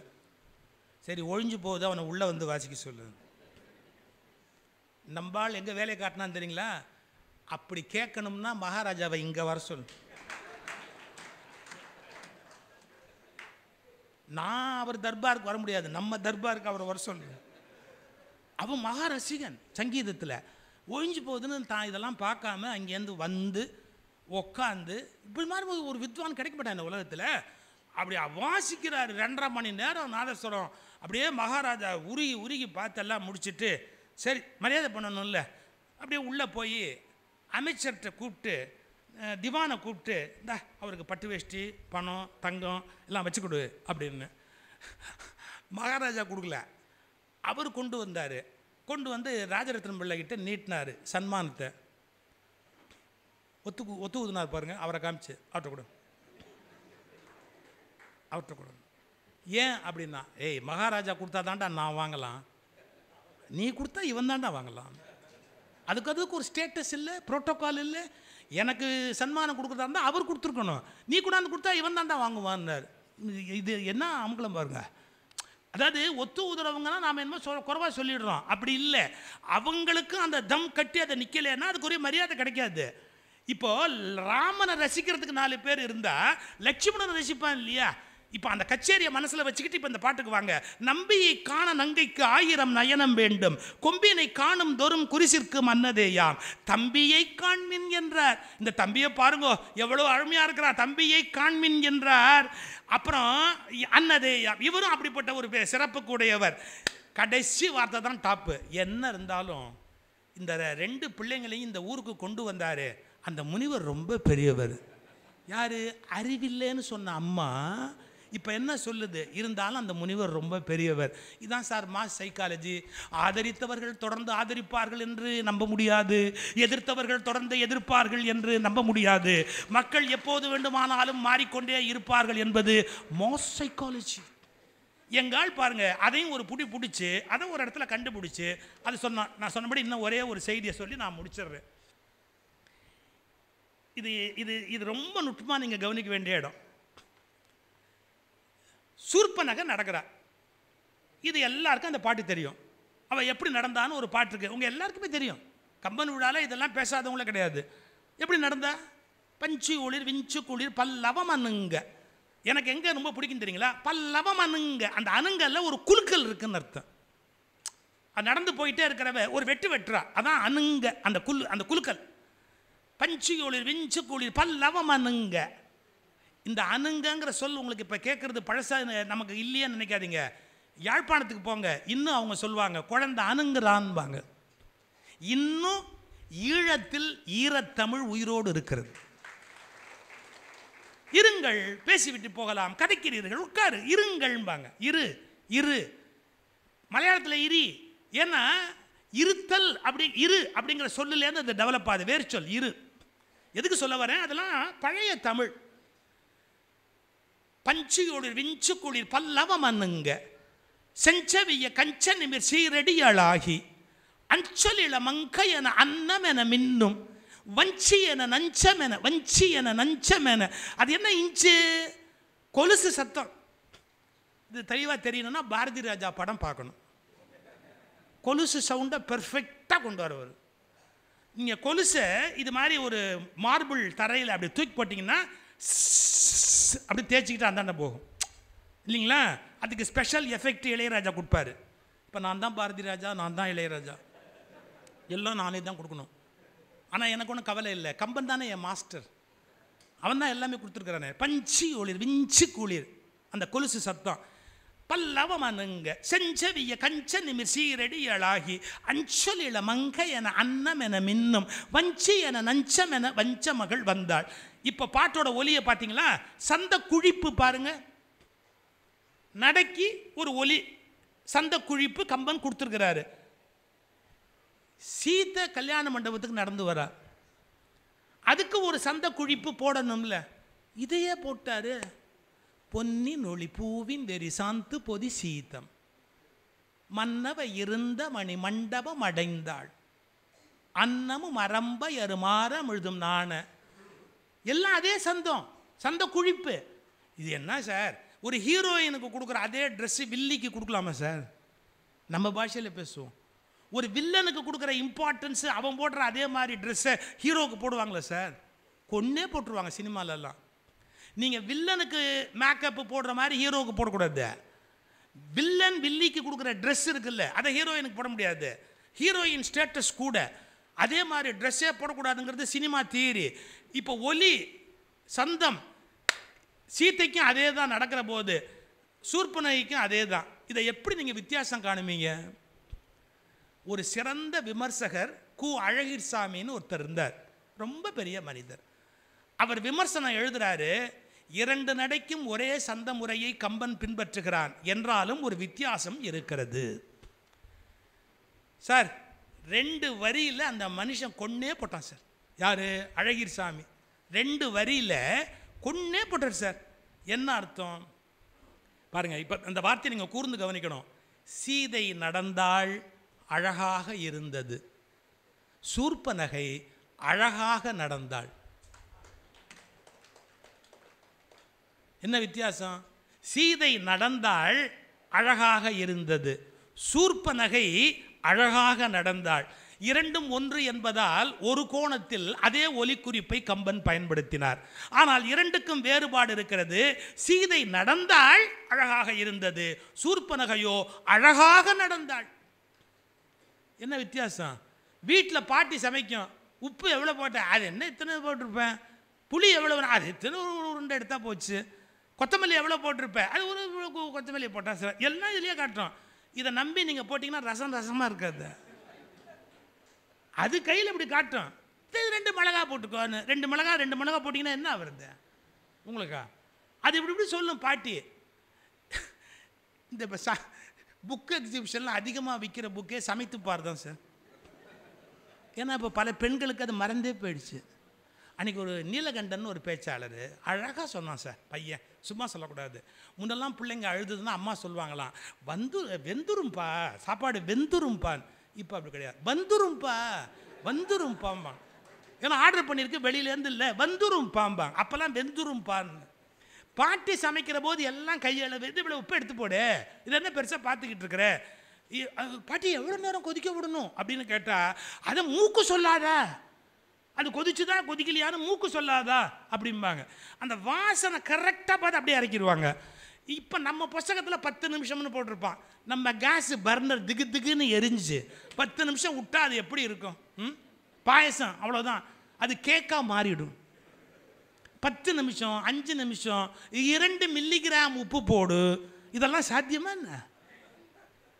இப்போ பாருங்க, சீத்தை நடந்தாள், அது பாட்டி சமையல். அவ பாட்டுக்கு கேஷுவலாக நடந்தா, இட் வாஸ் ஸோ பியூட்டிஃபுல். ஆனால் சூர்பனகை அப்படி இல்லை. அழகாய் நடப்பது எப்படி அப்படின்னு எங்கள் தமிழ்வானம் புஸ்தகத்தை வாங்கி, ஏன்னா அவர் எல்லாத்துக்கும் புஸ்தகம் எழுதியிருப்பார் இல்லையா, எழுதுவது எப்படி நடப்பது எப்படி அப்படி, அந்த புஸ்தகத்தை வாங்கி அதில் போட்டிருக்குது, 30 டிகிரி முகத்தை திருப்பு, உன் இடது காலை 20 கிலோமீட்டர் வேகத்தில் எடுத்து வை, வலது காலை 22 கிலோமீட்டர் வேகத்தில் எடுத்து வை, நடை அழகாக இருக்கும். இதை படிச்சுட்டு அவள் நடந்து பார்த்தா எப்படி இருக்கும்னு. அதாவது பாட்டி தானாக சமைச்சதுக்கும் புஸ்தகத்தை பார்த்து நம்ம பேத்தி சமைக்கிறதுக்கும் என்ன வித்தியாசமோ, சீதை நடந்தாள் அழகாக இருந்தது, சூர்பனகை அழகாக நடந்தாள். What a wonderful difference. இப்போ என்ன புரியுதுன்னா, கவிஞன் மட்டும் மூத்தவன் அல்ல, கவிஞனை பற்றிய விமர்சகனும் வணங்கத்தக்கவன். ஏன்னா அழகிரிசாமி அப்படி என்ஜாய் பண்ணுறாரு, அப்படி என்ஜாய் பண்ணி அந்த போயட்ரியை சொல்கிறார். இதெல்லாம் நீங்கள் படிக்கணுமா? நீங்கள் வடமொழி ராமாயணத்தையும் தென்மொழி ராமாயணத்தையும் ஒப்பிட்டு படிக்கணும்னா காவ்ய ராமாயணம்னு ஒரு புக்கு இருக்குது, தில்லி சீனிவாசன் எழுதுனது. தமிழ்லேயே நீங்கள் கம்பனுடைய நயத்தை படிக்கணும்னா பீஸ்ட்ரியினுடைய சித்திர ராமாயணம் படிக்கணும். எதுக்கு இதெல்லாம் சொல்கிறேன்னா, வாரியாருடைய பேச்சு கேட்கணும், புலவர் திலகம் கீரனுடைய பேச்சு கேட்கணும், சத்யசீலன் பேச்சு கேட்கணும், பேராசிரியர் ராதாகிருஷ்ணன் பேச்சு கேட்கணும். இதெல்லாம் நீங்கள் கேட்டால் தான் வளர முடியும். எவ்வளோ பெரிய கொடை அதெல்லாம். ஒவ்வொருத்தருடைய புலவர் கீரன் நாடக மயில்னு ஒன்று பேசுவார் சார் ராமாயணத்தில், ஒரு நெருங்க முடியாது, அவ்வளவு மனப்பாடம் புலவர் கீரன். அதெல்லாத்தையும் மரியாதையோடு நான் இப்போ நினைக்கிறேன், யாரெல்லாம் இந்த ராமாயணத்தை வளர்த்தார்களோ. ஜெகவீர பாண்டியன் ஒரு பெரியவர் நயம் எழுதுவார். ஐயோ ஐயோ ஐயோ ஐயோ, ஒரு பாட்டுக்கு அவர் நயம் எழுதினார்னா 40 பக்கம் எழுதுவார். அந்த மாதிரி புஸ்தகம்லாம் நீங்கள் வாங்கிட்டு படிக்கணும்.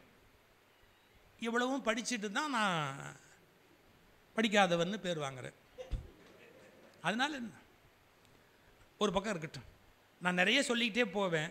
ஜுடிஷியரி, டான்ஸு, ஜூரிஸ்ப்ரூடன்ஸ், நாட்டிய இலக்கணம், ஓவியத்தினுடைய அழகு, என்னென்ன உண்டோ உயிரினங்களுடைய குண இயல்பு சார், அதெல்லாம் விட ஒன்று டாப்பு. ஒரு 2 நிமிஷம் நான் எடுத்துக்கலாமா? 2 நிமிஷம் இல்லை, தலைவர்கிட்ட ஒரு அனுமதி வாங்கிக்கணும் இல்லை, எப்படி இருந்தாலும் 2 நிமிஷம். சைக்காலஜியில் ஆக்ஷன் ரியாக்ஷன் இதை பற்றி கற்றுக் கொடுப்பான். நீங்கள் ஒரு மனுஷனை ஜட்ஜி பண்ண விரும்புகிறீங்கன்னு வச்சுக்கோங்களேன், யாராவது ஒருத்தரை ஜட்ஜி பண்ணணும்னு ஆசைப்பட்டீங்கன்னா, குடும்பமான வரைக்கும் மனுஷங்களை ஜட்ஜே பண்ணக்கூடாது. ஏன்னா பண்ணுனா ரொம்ப கெட்டுப்படும் நம்ம மனசு. யாரையுமே ஜட்ஜி பண்ணக்கூடாது, அப்படியே விட்டுடணும் பேசாமல். ஜட்ஜி பண்ணால் நம்ம அம்மாவே ரிப்பேராக போயிடுவா, ஒய்ஃபு சண்டையாக வந்துடும், குழந்தைங்க கோபமாக வந்துடும். குடும்பமான வரைக்கும் யாரையும் ஜட்ஜி பண்ணாமல் ஓட்டினா தான் காலத்தை ஓட்டலாம். ஜட்ஜி மட்டும்தான் ஜட்ஜி பண்ணலாம், நாம் யாருமே ஜட்ஜி பண்ணக்கூடாது, கம்முன்னு பேசாமல் விட்டுணும். மனுஷங்க அப்படி தான் இருப்பாங்க, எல்லாருக்கும் ஒரு குணக்கேடு இருக்கும், விட்டுற வேண்டியது தான். சப்போஸ் நீங்கள் அப்படி ஒரு ஜட்ஜி பண்ண வேண்டி வந்தால் சைக்காலஜியில் சொல்லிக் கொடுக்கலாம், don't judge a person by his action. அவன் செய்கிற செயலை வைத்து அவனை எடை போடாது. அப்புறம் இதை நான் எப்படி எடை போடலாம்? Please judge him by his reaction. என்ன டிஃபரன்ஸு? இப்போ பாருங்களேன், நான் என்ன நல்லவனாக காட்டிக்கணும்னா அதுக்கு நிறைய வழி இருக்குது. என்னை ஒரு பெரிய பக்திமானாக காட்டிக்கலாம், நான் என்னை வேறு மாதிரி ப்ரொஜெக்ட் பண்ணிக்கலாம். நான் வரும்போதே நான் ஒரு 10 பேரை கூட்டிகிட்டு வந்து சுகி சிவம் நடமாடும் தெய்வம் வாழ்க சொல்ல வைக்கலாம். ரொம்ப ஈஸி. 200 ரூபாய். ஒன்று வேலை வெட்டி இல்லாதவன் இந்தியாவில் நிறைய பேர் இருக்கிறான். டேய் நான் காரைக்குடிக்கு வரேன்டா, டேய் வாங்கடா நீங்கள் ஒரு 10 பேர் வாங்க, சுகிசிவம் வாழ்க, நடமாடும் தெய்வமே வாழ்க அப்படின்னு நானே என்ன வேணாலும் வேஷம் போட்டுக்கலாம். ஆனால் நான் அது ஆக்ஷன். என்ன ஆக்ஷன்? எல்லாம் நான் பிளான்டாக பண்ணுற ஆக்ஷன். ஆனால் என் குவாலிட்டியை நீங்கள் ஜட்ஜ் பண்ணணும்னா ஆக்ஷனை வச்சு ஜட்ஜ் பண்ணக்கூடாது. How I react. எனக்கு பிடிக்காத ஒன்று நடக்குது, நான் பாட்டுக்கு அப்படியே சிரிச்சுக்கிட்டே பார்த்துக்கிட்டு இருக்கேன்னா ரியாக்ஷன் தான் முக்கியம். ஏன்? மெச்சூரிட்டி இல்லாமல் சரியாக ரியாக்ட் பண்ண முடியாது. மெச்சூரிட்டி இல்லைன்னா ரியாக்ஷன் தப்பாக போயிடும். ஒரு குழந்தைக்கு பிஸ்கட் கொடுங்க, கொடுத்துட்டு லபக்குன்னு பிடுங்குங்க, ரியாக்ஷனை பாருங்கள், அது டபக்குன்னு பாஞ்சு கையை கடிச்சிடும். இப்போ அந்த குழந்தை எனக்கு பிஸ்கட் வேண்டாம்னு சொல்கிறது நம்பாதீங்க. அவங்க அம்மா கியூக் கொடுத்து அனுப்பிச்சிருக்காங்க. அந்த மாமா வந்தோடனே பக்கித்தனமாக பிஸ்கட்டை வாங்காத, எனக்கு வேண்டான்னு சொல்லு, ஆனால் ஞாபகமாக வாங்கிட்டு வா. இது சொல்லி கொடுத்தது. வந்து வேண்டாம் மாமா, அம்மா பிஸ்கெட்டெல்லாம் வாங்கக்கூடாதுன்னு சொல்லியிருக்காங்க அப்படின்னு. நீங்கள் அப்படியா இருக்கட்டுக்கண்ணா, வாங்கிக்க பரவாயில்ல, மாமா தானே வாங்கிக்க அப்படின்னு ஒன்று அது வாங்கிக்கிட்டு தேங்க்யூ மாமா அப்படிங்குது. லபக்குன்னு பிடுங்க, கிடையாது பட அப்படின்னு பிடுங்க, பாஞ்சு கடிக்கும். மனுஷனுக்கு தனக்கு கிடைச்ச ஒன்று போயிடுச்சுன்னு சொன்னால், பணம், உணவு, நீங்கள் விலங்குகளை பாருங்களேன், அது சாப்பிட போகிறத இன்னொன்று வந்து எடுத்துட்டோம், அப்படியே சிங்கம் புலி எல்லாம் கர்ஜனை பண்ணி அப்படியே ஒன்று கடிச்சு முழுங்கிடும். இப்போ சொல்கிறேன் பாருங்க, ஆக்ஷனை வச்சு ஒருத்தர் ஜட்ஜ் பண்ணாதீங்க, ரியாக்ஷனை வச்சு ஜட்ஜ் பண்ணணும்னு. இங்கே வந்திருக்கிற லேடிஸுக்கு ஒன்று சொல்லட்டுமா? உங்கள் வீட்டுக்காரர் டைலாக் பேசும்போது நம்பாதீங்க. உனக்கு பர்த்டேயாம்மா, ஹாப்பி பர்த்டே, புழுகுறான்.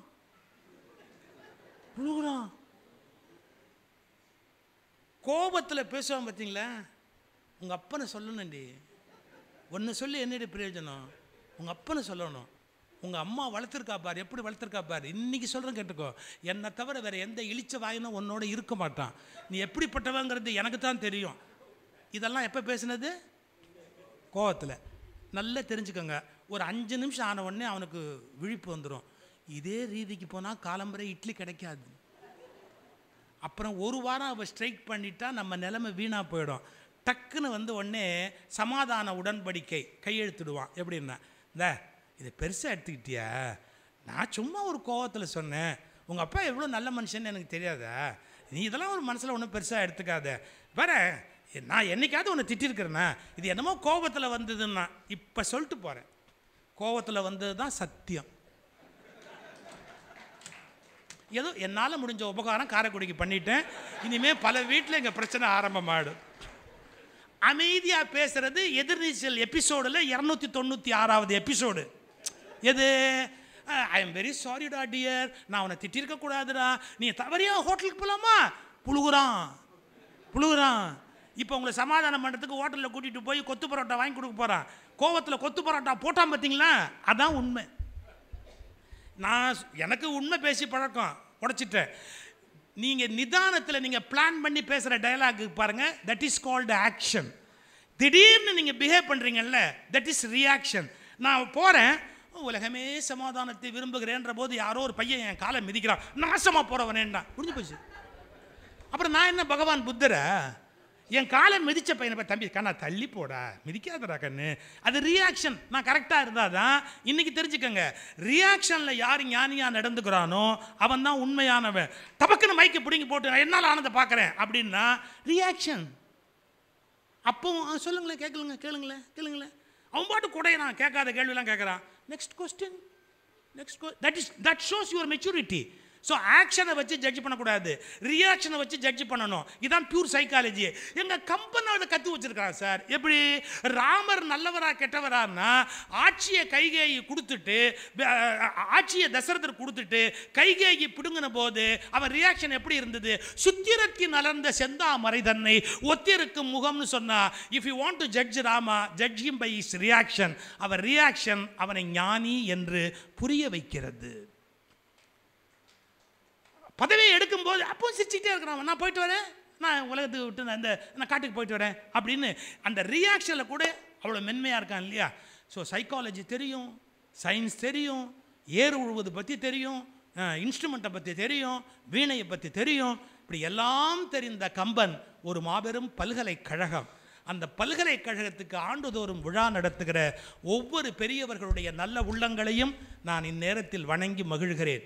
இந்த அருமையான விழாவை தொடர்ந்து நடத்துகிறவர்கள் இணைந்து நடத்தினால் இன்னும் நன்றாக இருக்கும் என்ற என் கோரிக்கையை மீண்டும் ஒரு முறை நினைவூட்டி கொண்டு, அது என்னுடைய ஆழமான விருப்பம், நீதியரசரை போன்றவர்கள் அதற்கு முயற்சி செய்து நடத்தி தர வேண்டும் என்பதையும் கேட்டுக்கொண்டு, இந்த விழாவை தம் வருகையால் பெருமைப்படுத்தி அவர்களுடைய பண்பை வாழ்த்தி, இருந்து கேட்ட உங்கள் அன்பை வாழ்த்தி வணங்கி விடைபெறுகிறேன். வணக்கம்.